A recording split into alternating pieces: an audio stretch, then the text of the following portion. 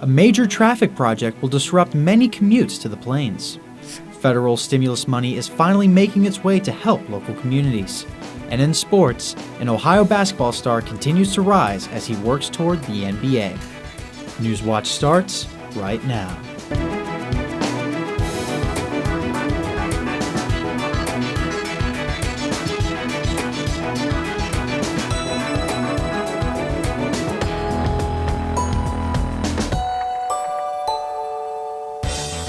Good evening and welcome to Newswatch, your source for news that are impacting southeastern Ohio. I'm Curtis Fader. The Ohio House passed an ambitious education bill today that remedies longtime complaints about the state's school evaluation systems. But Dylan Tyson reports the road to the governor's desk was a rocky one. Ohio House Bill 82 began simply as a revision. It would allow high school juniors to opt out of the annual state-funded ACT exam. The concern was that students not planning to attend college were blowing off a test they didn't need to take. We have a significant number of students, I think it's better than 50% that don't go to college. Plus, hundreds of universities no longer require the ACT for admission, including Ohio University. But most notably, students' apathy towards standardized tests has a direct impact on annual school performance reports, a rating which in turn affects economic development and home ownership. For those reasons, the bill passed unanimously through the Ohio House earlier this month. But when it was introduced on the Senate floor, the bill was amended to address another long-held concern of school administrators, an ambitious reform of those aforementioned district report cards.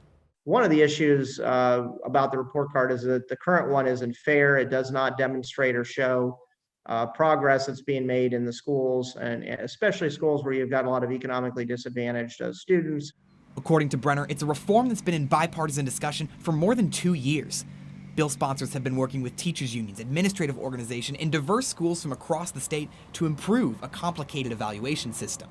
We came to this agreement realizing that we wanted a new report card ready for the next school year. And that's why we spent, countless hours on the phone, in meetings, working on this over the last several weeks. Hanning is among the majority of superintendents who have long complained that the system fails to compensate for districts with limited resources, reduces students to a single standardized test score, and does not credit schools for improving on past shortcomings, all the while being too difficult to understand. They have a 40-page document that tells you how to read the report card. So if you've got to sit down with a 40-page document in order to get anything out of this, I think it's a waste of taxpayer dollars.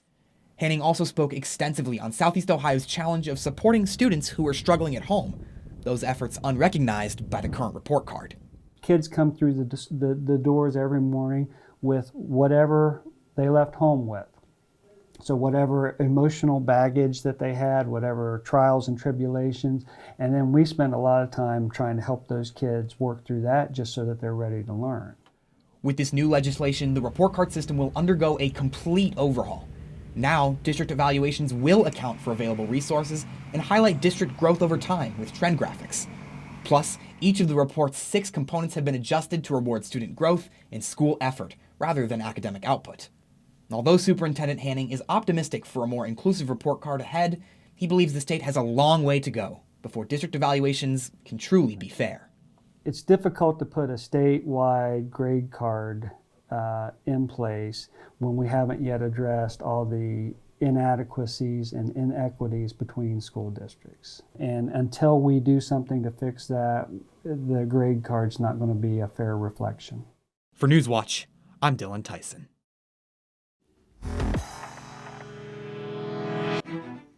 Good evening, I'm your forecaster Benjamin Byers. Well, we certainly had an extremely hot day today. Humidity wasn't too high that it made it totally unbearable, but it was definitely a very hot day. Right now in Athens, we have temperatures in the 80s, so it is still that extremely hot. 83, mostly cloudy. Again, that humidity not too high, so it's not too unbearable outside, but sadly that wind isn't strong enough to really be giving us any of a cool down. The big temperature map for right now, 82 degrees in Cambridge, 84 in Ripley, so all in the lower 80s, with the exception of Columbus, which is on the lower side, 74. Tonight in Athens, 66 degrees. We'll keep those Some clouds in the sky, but still pretty clear, and that humidity will increase. And Curtis, let's get back to that Johnson Road story you were talking about. Thanks, Benjamin. The highway exit near Athens High School connecting to Johnson Road to Route 33 will soon close permanently. Will Price reports once again that this has major implication for traffic in the Plains.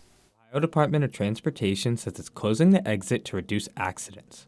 As a result, the only way to Athens High School will be through 682, a road many worry can't handle an influx of student drivers. Residents on Elm, which connects 682 to the high school, express concern that their narrow street may also become overcrowded.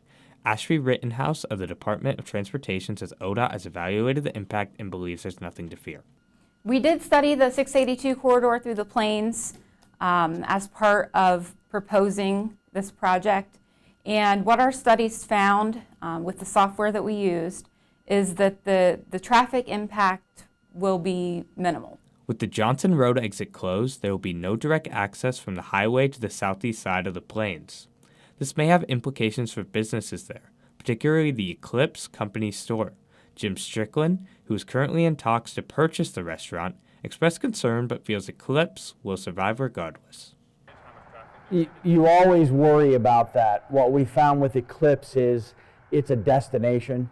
It's not, oh, we're driving down the road and we see that Eclipse is there. Strickland echoed residents' concerns that closing the exit may shift accidents to 682, causing traffic there to grind to a halt. Reporting for Newswatch, I'm Will Price in Athens. The grace period for renewing your license for driver's licenses ends soon. Ohioans were given more time to head to the BMV because of the pandemic, but Governor Mike DeWine says there are no exceptions to getting renewals on licenses, state IDs, and vehicle registrations by July 1st.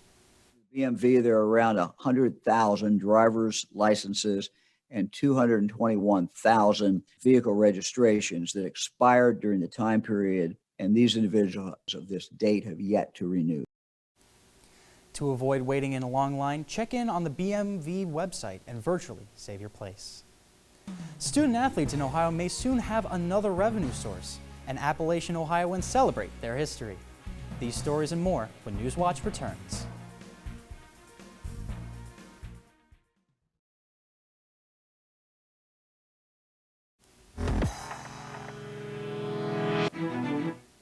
Welcome back to Newswatch. The Biden administration's American Rescue Plan included billions of dollars to help cities and counties recover from the pandemic. Nick Veland has more on what the Southeast Ohio area looks to spend the money. Signed the stimulus package on March 11th, but it has taken several months for the money and the guidelines on how to spend it to arrive. And even now, there is still confusion about what the money can be used for. Not unrestricted. I think that's the big misunderstanding out there. There are some very specific areas, responses to the public health, public safety, lost revenue, aid to impacted industries. I want to make sure that these monies are well spent. It isn't simply show up at the commissioners' meeting and get a free check. The federal government has provided an interim final rule that designates how the money can be spent. My goal ultimately is to make sure that those funds are put into our community in a way that they were intended by the federal government, that they're utilized for the purposes and they meet the funding objectives that were spelled out in the interim rule, and that we can define the eligible uses and the restrictions on those funds clearly within the framework that we're asked to prepare them. Counties received their first tranche of money at the beginning of June. As it stands, they are only in their initial stages of deciding how to spend it, and commissioners are looking for long-term investments. You want to try to invest it so there's a long-term return as opposed to a one-time spend. So when you look at water and sewer, clearly that's something that would be an improvement that's going to last for a long time. It's going to continue to recoup money and solve a problem. Broadband access is a major need in the region, and it's at the top of Washington County's list. And is a huge weakness in our county. If you go out State Route 26, if you go out certain parts of this county, you don't get cell phone service, you don't get broadband service. There's just nothing out there. A couple of things. One, it gets them what they need for the kids for school, for telehealth, for employment. But it also raises the value of the property. And that helps everybody. The initial spending plans must be submitted to the U.S. Treasury Department by August 31st, and commissioners are working to make their general ideas more concrete by then. For Newswatch, I'm Nick Veland. Thanks, Nick. A bill allowing student athletes to profit off of their name, image, and likeness was amended yesterday, delaying the timetables for athletes to receive compensation. The provisions allowing student athletes to have sponsorship deals while they are still in school were included in Senate Bill 187. The bill had bipartisan support with an emergency clause to go into effect on July 1st. The bill cleared the Senate, but when it came up for a vote in the House, State Representative Jenna Powell added an amendment to ban transgender women from competing in women's sports. This sparked heated debate and protest on the House floor. And training opportunities. This amendment will require schools that are part of the OHSAA to designate separate teams for participants of the biological sex. The amendment passed on a 54-40 vote, and the bill passed the House with a 57-36 vote. The Senate responded by taking the original language and putting it into another bill. That bill passed the Senate and is awaiting a vote in the House. But this alternative bill lacks an emergency clause and would need 90 days after the governor signs it into law to take effect. Ohio would fall behind other states. Earlier this week, the Ohio House bill that would prevent businesses and schools from requiring employees or students to get vaccinated stalled in committee. Now the House has passed a similar measure by tacking on an amendment to the Senate for the approved bill. The Ohio House added an amendment that includes any vaccination that didn't yet have full FDA approval, like the COVID-19 shot. Ohio State Representative Ron Ferguson says it's needed to make sure no one faces any kind of discriminatory treatment based on vaccination status. Democrats voted against the measure, and if the Senate approves the change, the bill faces a possible veto by Governor Mike DeWine. He says he doesn't like the idea of lawmakers telling businesses how to operate. This year's celebration of the Appalachian summer solstice included the opportunity to escape from the hustle and bustle and to return to their roots in nature. Taylor Burnett has more.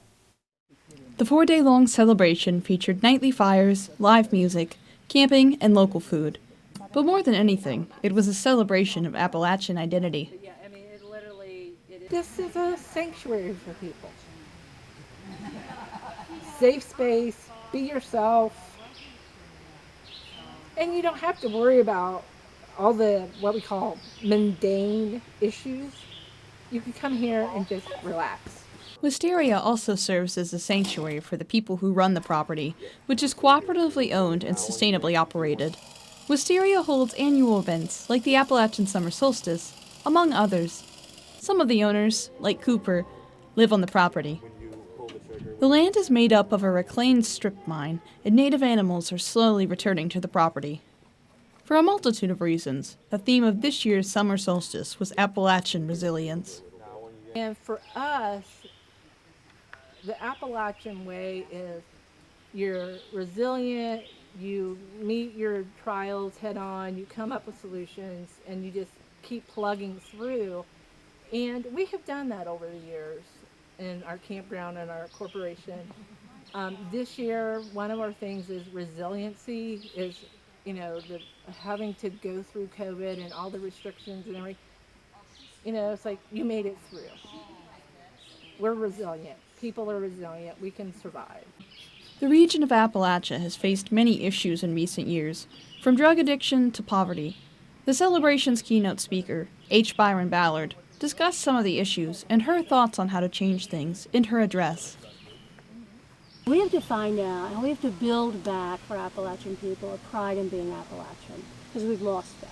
That's one of the things that's been extracted from the region. And once we can start to do that, then we're going to be addressing much broader issues. And again, it's stuff that we have to do it. We have to do it here. The summer solstice celebrations provide a place for people to gather together and celebrate that identity, and serve as a way to connect people together who may not otherwise meet. It also provides locals a place to see friends and celebrate nature in the region. Barbara Harrison gathers regularly with friends at Wisteria and has been going to their events since the early 2000s. This is a great place for folks that like to camp and be in community to come, because we'll be, not only spending time together away from our bubbles, especially this year, and our screens, right? And really thinking about resources and assets Appalachia has. I'm Taylor Burnett. A judge has sentenced former police officer Derek Chauvin for the murder of George Floyd. That story still ahead. And which days can we expect heat? Find out next on my full weather forecast.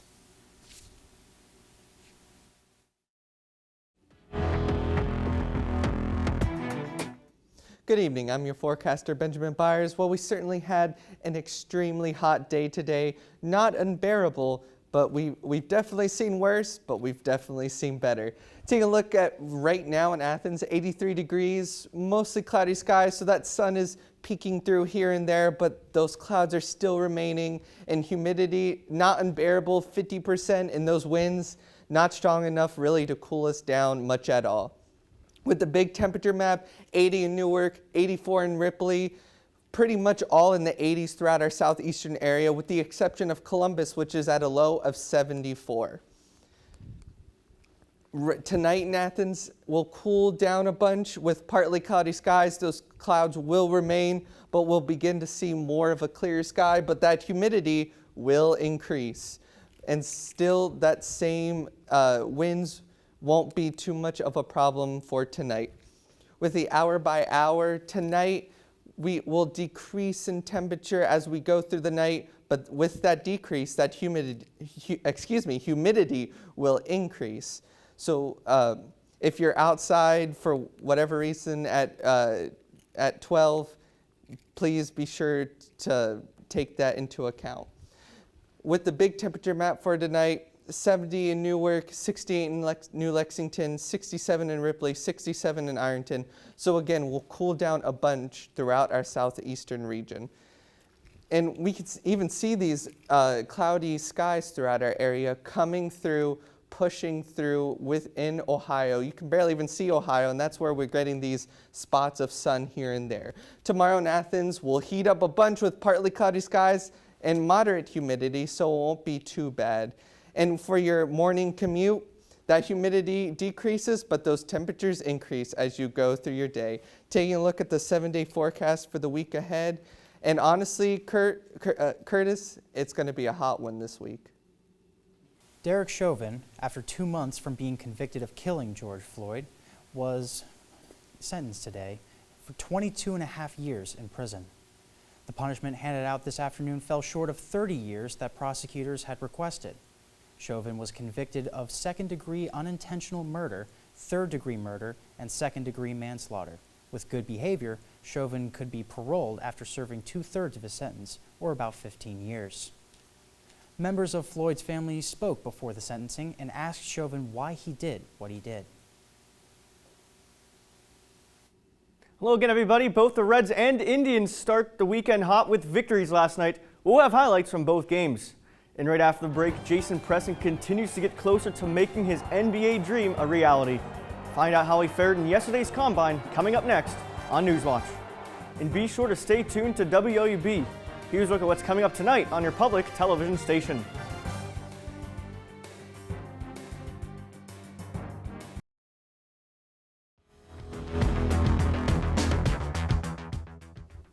Welcome back, I'm Brian Kerp. Jason Preston got some looks at the NBA Combine yesterday. He took part in a 5-on-5 session with other NBA prospects. He was a key part of his team's 40-point win. In 23 minutes of playing time, Preston drained 10 points on 4 of 6 shooting. And on a defensive side, Preston pulled in 4 rebounds and had 2 steals. Has Preston's time as a Bobcat come to an end? Not officially. Preston has until July 7th to decide whether to move forward or withdraw his name from the draft. If he chooses to withdraw, he can either return to Ohio for another season or enter the transfer portal. This year's NBA draft is scheduled for July 29th. The Reds returned to Great American Ballpark last night to open up a 4-game series with the Atlanta Braves. And things were close until the 7th inning, and that is when Nick Castellanos put one into orbit. His deep fly put the Reds up 4-1. The Braves brought it within a run in the 8th, but Castellanos brings in another run for the Reds with a shot off the wall in right field. Castellanos finished the night with 4 RBIs. Reds take the series opener 5-3. Meanwhile, the Indians opened up a 4-game series in Minneapolis against the Twins. The score was even at 1 until the 8th. Eddie Rosario pokes one up the middle to chase home 2 runs. The Tribe take their first lead of the night. They added another run in the inning to go up 3 heading to the 9th, and that was more than enough for James Karinchak. An easy ground ball to first base, and that's the ball game. Cleveland wins 4-1. Now the Tribe will go for a second straight win over the Twins tonight. With the Indians' rotation pretty banged up, Cal Quantrill gets the nod. He will make his 5th start of the season after working a majority of the season in the bullpen. Reds rookie Vladimir Gutierrez will be on the bump tonight. Gutierrez looks to rebound after a tough start in San Diego last weekend. He will duel with veteran lefty Drew Smyly. I'm Brian Kerp, and that's it for sports. Back over to you, Curtis. Thanks, Brian. If you ever wanted to take a trip to outer space, you might have a chance in just a few years. For $125,000, travelers can ascend above Earth's atmosphere in a high-tech hot air balloon designed by Space Perspective. The 6-hour voyage is set to first launch in 2024. And let's take a final look at your weather. Let's hope that we don't have too many hot days ahead. And with the hour by hour for tonight, 8 p.m., we're going to cool down a bunch by 12 a.m. But with that cool down, that humidity will also increase. Tomorrow in Athens, 89 degrees. We'll warm up quite a bit, but that partly cloudy skies hopefully will give us some shade here and there as the clouds pass by. And that moderate humidity won't make things too unbearable. And hopefully that those winds will cool us down hopefully a bit. Taking a look at the 7-day forecast for the week ahead. Saturday, 89 degrees. We begin to see sun on Monday, but then Tuesday, those chances of thunderstorms return with 44% on Tuesday, and Wednesday 43%, Thursday 49%, and Friday 51%. But that's not all, as Monday and Tuesday, we can also see 91 degrees for the high, very hot that day. If we see on Tuesday, if we see some thunderstorms, it could cool down a bit. And back over to you, Curtis. Thanks once again, Benjamin. And that does it for our broadcast tonight. Thank you for watching. Be sure to stay tuned to PBS NewsHour up next. And make sure to get the latest news anytime at WOUB.org. Have a great night.